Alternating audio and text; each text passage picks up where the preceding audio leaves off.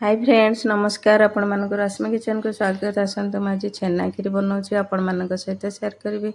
देखो मो छेना खीरी केते सुंदर होती आपण मान थरे एमती बनईकी खातु निश्चय बढ़िया लगे। चलते स्टार्ट करवा। एवं मु छेना नहीं 400 ग्राम आ 1 लिटर क्षीर नहीं। 1 लिटर क्षीर को आम गोटे पैन रे बसैकी भलसे फुटापी छाड़ा कहीं क्षीर टी फुटीगले ही बेसी भल लगे छेना खीरी। तापर आ गोटे पैन बसैकी आम टिके घी देदेबा ता संगे काजू किशमिश आलमंड ताको एमती भाजिकी आम गोटे प्लेट को काढ़ी नेबा।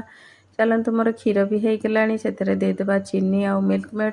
जेहेतु मैं ये बड़ चामच 4 चामच चीनी आउ गोटे 100 ग्राम मिल्क मेड दे देछि। आपण मैंने जदि ये 200 ग्राम मिल्क मेड देदेवे ताहले आउ चीनी देबा दरकार पड़िबो नहीं। तापर एमती टिके फुटीगला आम से काजू किशमिश देदेबा आउ टिके आधा चामच देदेबा गुजराती पाउडर देके एमती फुटेदेबा भलसे। तापर छेना पकेबा। छेना पकेला बेले टिके गैस को टिके सिम करदेबे। तापर एमती छेना पकेकी आमे ताको एमती 5-7 मिनिट भलसे चले नेबा। देखंतु मोर क्षीर और छेना भलसे मिसी गलानी। वर्तमान रेडी हो गलानी छेना खीरी। आको एबे बंद करके आमे ता ऊपर टिके नाको केसर पकेदेबा। जदि आपण मानक पाखरे अछि ताले पकेबे नले स्किप भी करि पारंती। चलते एबे प्लेट को बाढ़ी आम सर्व करवा।